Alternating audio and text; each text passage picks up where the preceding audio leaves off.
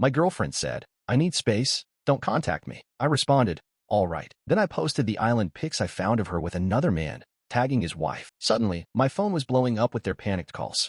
It came on a Tuesday. I still remember the way the sunlight filtered through the blinds, slanting across the hardwood floor of my apartment, our apartment. I was halfway through a blueprint review, coffee going lukewarm in my favorite mug, when my phone buzzed. It was Alina. Just one line. I need some time alone. Please don't contact me for a while. That was it. No punctuation beyond the period. No, I love you. No, we'll talk soon. Just clinical and detached, like a memo from a coworker calling out sick. My name is Daniel. I'm 32 years old. I live in Raleigh, North Carolina, and I'm a civil engineer. I've always been the quiet, dependable type. Plans, calculations, safety nets. I build things to last. So when I met Alina 3 years ago, spontaneous, passionate, always a little unpredictable, I thought maybe that was the balance I need. I reread the message 4 times. My first instinct was to call her. Then I remembered the last few weeks, how she'd been pulling away, how she'd barely looked up from her phone at dinner, how "I'm just tired from work" had become her daily mantra. I had chalked it up to stress, deadlines, the new VP at her office. I had told myself she just needed time. I responded, okay, take the time you need. Let me know when you're ready to talk. No pleading, no drama. Just like she asked. She didn't answer. That night, I cooked dinner for 1. I made enough for 2 anyway. Habit, I guess, and watched the rice go cold on her plate. Her side of the closet still held her clothes. Her shampoo still sat next to mine in the shower. But the apartment already felt empty. The days dragged. I didn't tell anyone. I just went to work, came home, sat in silence. I checked my phone every hour, half hoping she'd reach out. She never did. Instead, I found myself playing detective, replaying the last couple months in my head, like security footage. When had she stopped holding my hand during movies? When did she start locking her phone before putting it down? I thought about the late meetings, the girl nights she never posted photos from. 1,000 little red flags I'd ignored because I trusted her. Because love makes you stupid. I kept telling myself she'd come back. That maybe this was just burnout. That we'd talk it out, like we always did. But under that hope, something darker was forming. A suspicion I couldn't quite name. I told myself I was overthinking, that I was being paranoid. But deep down, I already knew. Something was off. Something had already broken. I just hadn't seen it yet. And when I finally did, it would change everything. It was a lazy Sunday afternoon, 5 days after Alina's message. I hadn't heard a word from her. No texts, no calls. Just a ghost in my apartment. Her mug still in the dish rack, her perfume lingering faintly in the bathroom. I'd vacuumed twice, just to keep from spiraling. I was lying on the couch, half scrolling through Instagram, half ignoring a rerun of some home renovation show. I tapped on a photo a college buddy of mine, Alex, had just posted from a group trip to the Bahamas. I knew he and his wife were on vacation. Big anniversary thing. They'd gone with 2 other couples from their office. At first, it was just beach shots, pina coladas, jet skis, sand between toes. But then, one photo stopped me cold. It was one of those wide-angle shots. A bunch of them lined up in front of a beach bar, tropical drinks in hand, sunglasses on, smiling like life was perfect. And there, third from the left, half tucked behind Alex's wife, was Alina, smiling, tanned, holding hands with a man I didn't recognize. At first, my brain refused to process it. I zoomed in. Her hand was laced with his. Their fingers curled together, comfortably. His other arm was slung behind her back. She looked happy, relaxed, like someone on vacation with someone she trusted, someone she cared about. I felt a jolt of nausea. I clicked his profile. His name was Tomas Andrade. The bio said he worked in corporate development at the same firm as Alina. Married, 2 kids, based out of Charlotte. I scrolled through his photos. Nothing obvious. Just a few corporate shots and one with a woman, his wife, I assumed, and 2 little boys in matching sweaters. Picture perfect family. I backed out and went back to the beach photo. Checked the timestamp. 4 days ago. 4 days ago. That was the night she texted me asking for space. I dropped my phone on my chest and stared at the ceiling, numb. For a few minutes, I couldn't even feel my own body. It was like I'd stepped outside myself, like I was watching someone else's life disintegrate. I picked the phone back up and scrolled more aggressively. Clicked on Alex's story highlights. And there she was again, in the background of a dinner clip, laughing as Tomas whispered something in her ear. In another, she was in the pool with him, just the 2 of them. The way his hand grazed her hip under the water made my stomach turn. I stopped scrolling.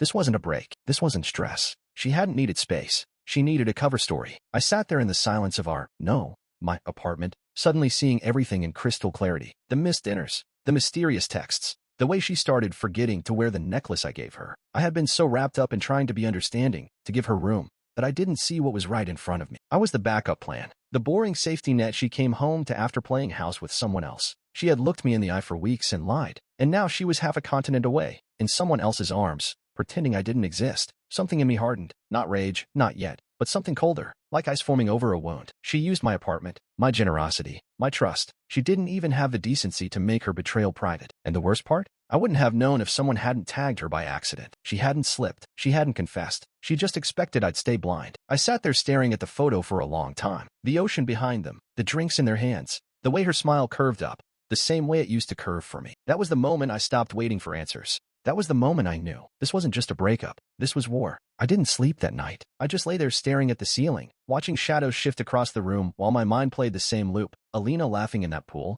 Tomas's hand on her waist, the message she sent me, I need time alone. I wasn't angry. I was something else. Cold. Methodical. There's a moment, right after betrayal, where grief gets swallowed up by something sharper. You stop asking why. You stop trying to understand. You just start preparing. By sunrise, I knew what I was going to do. I got up, made coffee I didn't drink, and sat down at my desk. Opened my laptop, logged into Facebook. I scrolled through Alex's tagged photos and saved every image where Alina appeared with Tomas. There were 6 in total. One of them, the one with their hands intertwined at the beach bar, was timestamped exactly 26 hours after she told me she needed space. I stared at that one the longest. Then I opened a new post. I didn't go for drama. I didn't write a bitter essay. I didn't name call. I wasn't there to rage. I was there to expose. I attached 4 of the clearest photos, wrote a short caption, and tagged one person, Renata Andrade, Tomas's wife. My post read, when someone tells you they need space, make sure they're not using it to visit the Bahamas with someone else's husband. Alina, meet Renata. Renata, meet the woman your husband's been vacationing with this week. Dates line up, so do the lies.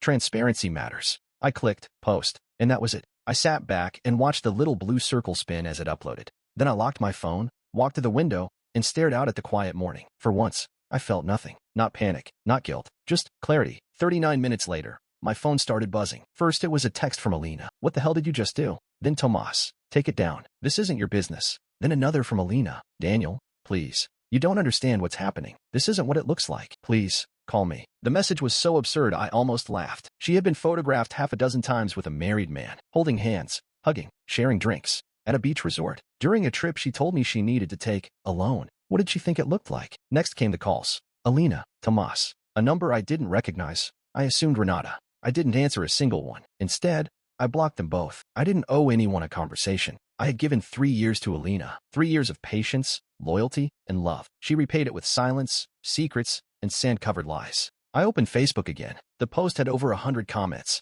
Most were shocked reactions. A few mutual friends tagged others. Is this real? Oh my God. I knew something was off. Holy hell. Then there was a comment from Renata. Simple. 2 words. Thank you, Daniel. That was the moment I knew I had done the right thing. I didn't need closure. I didn't need a screaming match or a confession. I needed the truth to breathe. I needed their lies to see daylight. So I gave it to them. A truth bomb, delivered with precision. And now they could live in the rubble. The post was live for less than an hour before my phone turned into a war zone. The first call I answered, by accident, was from Alina's best friend, Paige. Daniel, she said, her voice already halfway to a scream. What the actual hell is wrong with you? I didn't flinch. Hi, Paige. You humiliated her, publicly. Do you know how much damage you've done? She did the damage, I said calmly. I just posted the receipts. You could have handled this privately. Yeah, I said she could have too. Click. She hung up. Not 2 minutes later, my phone lit up with a message from Alina's sister, Mara. You went nuclear over a misunderstanding. You didn't even give her a chance to explain. I stared at that one for a while, then typed back. Explain what? The timing? The handholding? The vacation with a married man?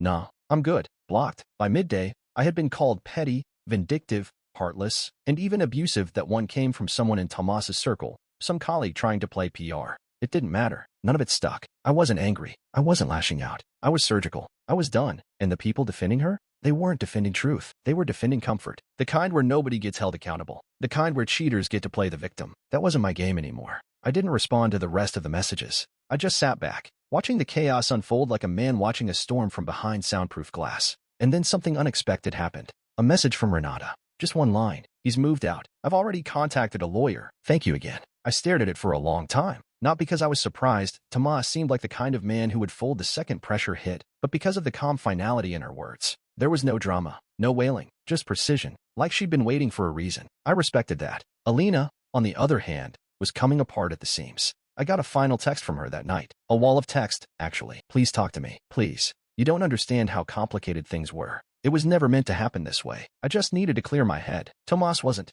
He wasn't supposed to mean anything. It was just a break. You and I were struggling, and I didn't know how to tell you I felt alone. I messed up. I know I did. But you didn't have to ruin me. My job is on the line. My friends are disgusted with me. You didn't have to go this far. I read it once. Then again, I didn't respond. Instead, I blocked her number. It wasn't about revenge. It wasn't about her job or her friends or her reputation. It was about truth. And the truth was simple. She had crossed a line and hoped I'd never notice. She thought I'd sit quietly, maybe cry a little, maybe mope around in my apartment while she played House in the Caribbean. She thought I'd wait around until she was done. But that version of me? He didn't exist anymore. I stood in the eye of the storm, untouched. While they flailed and scrambled, I sat still, clear, unmoved. Alina's world was burning, and for once, I wasn't the one reaching for a fire extinguisher. I was just watching the flames. 5 days of silence passed, not just from Alina, from everyone. No more calls, no more texts, no more performative outrage. The Facebook post was still up, still spreading like wildfire in the background, but things had gone quiet, almost too quiet. I had changed the locks the day after I posted the photos. Not out of spite, just practicality. She had a key to my place, and my gut told me she'd try to use it. Sure enough, late Friday night, just as I was settling in with a frozen pizza and an old action movie, my phone buzzed. Front door. Motion detected. I glanced down at the smart doorbell feed, and there she was, Alina, standing in a hoodie and leggings, clutching her phone in one hand, trying the door handle with the other. She looked irritated, surprised. She tried the handle again, then again. Nothing. I saw her jaw clench as she pulled out her phone and tapped furiously. My phone lit up seconds later. You changed the locks? I didn't answer. Then came the knocking. Not gentle, not tentative. Bam, bam, bam. Daniel, open the door. Her voice was muffled through the door, but still sharp, still entitled. She kept trying, knocking, pacing, typing. I watched it all on the camera feed like a security guard watching someone fail to sneak into a club they'd been blacklisted from. After 5 minutes of this, a car pulled into the driveway. Then 2 more people stepped out, her mother and her sister. Her mom was in a bathrobe. Her sister wore heels like they'd just come from dinner. Both looked furious. Here we go. Alina turned to the camera and shouted, "This is my home too. I lived here for 3 years. You can't just lock me out." I didn't move. Her mother stepped forward. "Daniel, if you don't open this door, we are calling the police. This is unlawful eviction. You can't do this to her." I could, and I had. The apartment was in my name. I owned it outright. She'd never paid a cent in rent. No lease, no contract, no legal leg to stand on. Still, I opened the app, pulled up the microphone, and calmly spoke into the speaker. "You don't live here. You were never on the lease. You were a guest, and the guest key was revoked." Alina flinched when she heard my voice come from the speaker instead of the door. Her sister stepped up next, fist balled at her sides. "This is disgusting, Daniel. After everything she's been through?" I almost laughed. "Everything she's been through? You mean the beachside betrayal? The hand-holding vacation lies?" I tapped the mic again. "You should go. You're trespassing." Her mother scoffed. "You think this is over? You think locking a door is the end of it?" I didn't answer, just watched. Eventually, they started to realize I wasn't coming to the door, that their bluff had been called, that their performance had no audience. Alina looked down at her phone again,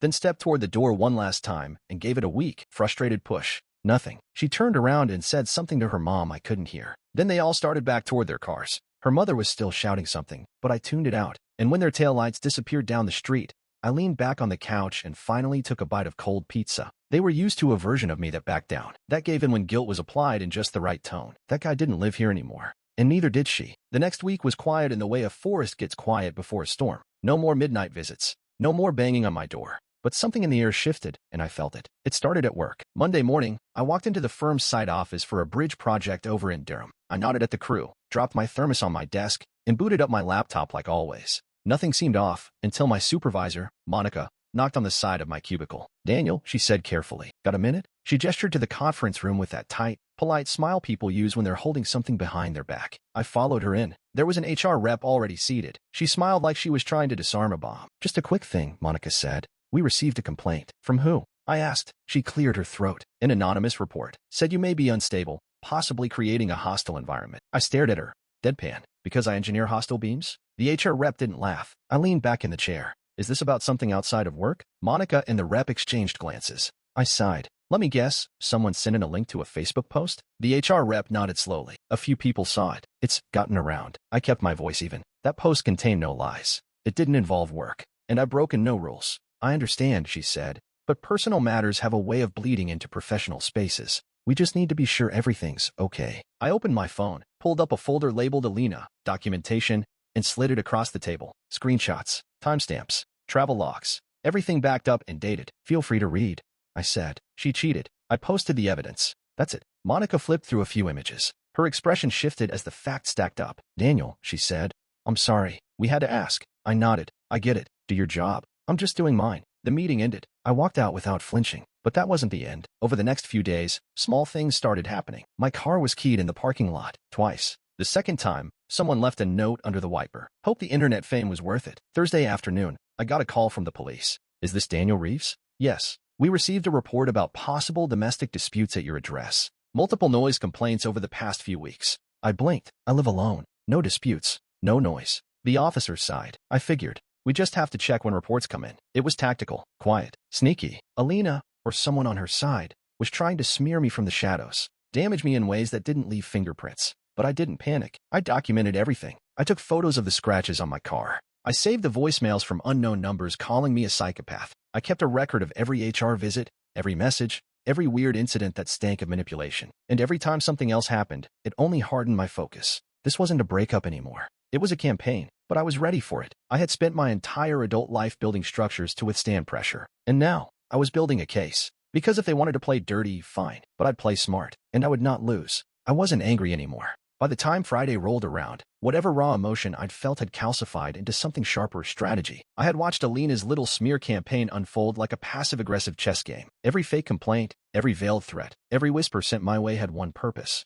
make me panic. But I didn't flinch. I documented. I waited. And then I made my move. Monday morning, I walked into the office of Ruth Calder, a family and civil attorney whose reputation preceded her. Ruth wasn't warm. She wasn't nurturing. She was exact. Cold where it counted, sharp where it mattered. I laid everything on her desk: photos, messages, doorbell footage, the keyed car, the noise complaint reference numbers, even screenshots of the smear post from one of Alina's friends calling me emotionally unstable and dangerous. Ruth didn't say much. She just skimmed, nodded, and finally said, "They poked the wrong man." Within 48 hours, cease and desist letters went out. One to Alina, one to her sister, one to her best friend Paige, and one to Tomas. Each was tailored and precise. Stop the harassment. Stop the false claims. Stop interfering with my professional and personal life, or face legal action. The letters weren't just threats. They were a warning shot, a reminder that I wasn't the man they thought I was. I wasn't the guy who got quiet when things got messy. I was the guy who built the foundation, laid the steel, and reinforced every single pillar they'd now tried to tear down. That week, I got a call from Renata again. This time, it was different. I filed, she said, calm as stone. I'm divorcing him.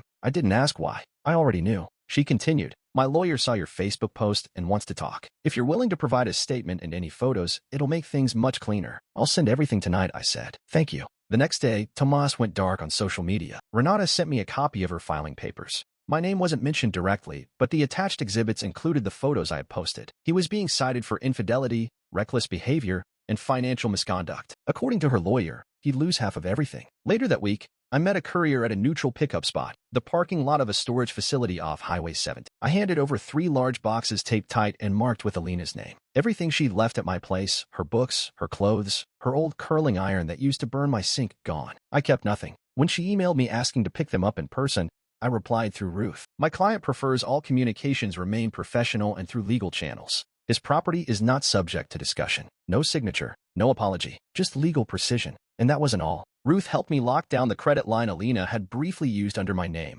a joint emergency card I'd stupidly added her to last year. It had minor charges, nothing egregious, but she'd used it during the alone time trip. I had the statements. We disputed the charges. The credit company sided with me. The Bahamas got rebranded from a lover's escape to a fraudulent expense. The irony wasn't lost on me. By the end of the month, I had taken back control of everything. The locks, the bills, the narrative. And as their lives unraveled, Tomas's divorce looming, Alina's reputation in tatters, I didn't celebrate. I just breathed. Because this wasn't revenge. This was justice. And justice, when delivered clean and cold, doesn't need a mic drop. It just needs silence. It was late August when I got the email. No subject line. No greeting. Just a list. Can you please return the following items? My black leather jacket from the hallway closet. The copper French press. That old hardcover copy of the bell jar. A few dresses from the back of your closet. Anything else you think might be mine? No. Hi, Daniel. No apology. No acknowledgement of what she'd done. Just a list, like she was asking someone to drop off dry cleaning. I read it once and closed the tab. 2 days later,